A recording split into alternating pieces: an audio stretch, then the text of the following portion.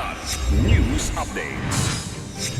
Mga balita ngayon, pagbansag sa Pilipinas na ISIS training hotspot ng foreign news outlets inalmahan ng palasyo. Isang dating MILF commander at 4 na iba pa patay sa madugong illegal drug operation sa North Cotabato. Nakapagparehistro para sa 2026 barangay at sangguniang kabataan elections, umabot na sa 900,000 ayon sa COMELEC. Ako po si Cesar Sorian para ihatid ang mga nangungunang balita sa buong kapuluan. Ngayon, Pumalag ang palasyo sa pahayag ng ilang foreign media outlets na maituturing umanong ISIS training hotspot ang Pilipinas. Kasunod ito ng mga ulat na bumisita sa Pilipinas ang mag-amang suspect sa mass shooting sa Bondi Beach, Sydney, Australia, ilang linggo bago ang insidente noong December 14. Ayon kay Palace Press Officer Yusek Claire Castro, mariing kinundina ng Pangulo ang pahayag na nagsasabing dito sa Pilipinas umano nagsanay ang dalawang suspect kasama ang mga ISIS.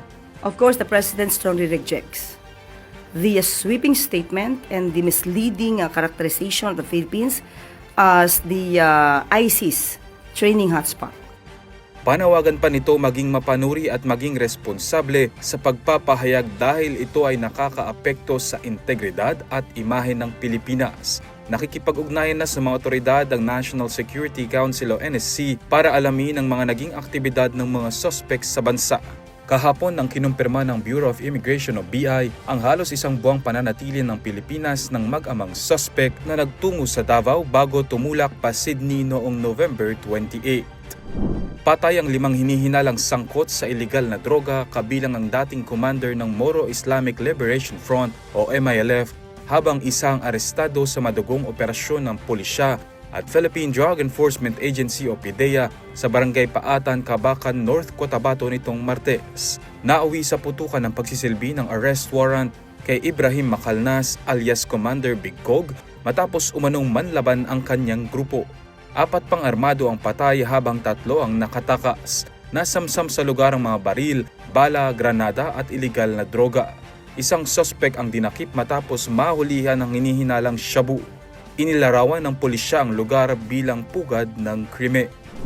Umabot na sa higit 900,000 ang nakapagparehistro para sa 2026 Barangay and Sangguniang Kabataan Elections o BSKE.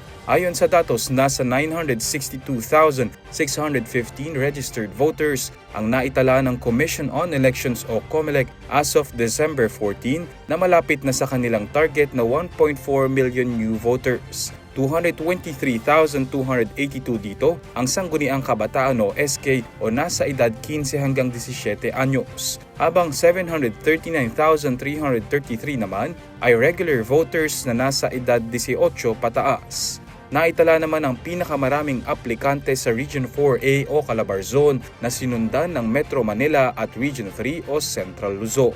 Magpapatuloy ang BSKE registration hanggang May 18, 2026. Para sa Kidlat News Channel, ako si Renzel Lenon, nag-uula. ako po si Cesar Soriano, kasama nyo sa bawat pagputo ng balita.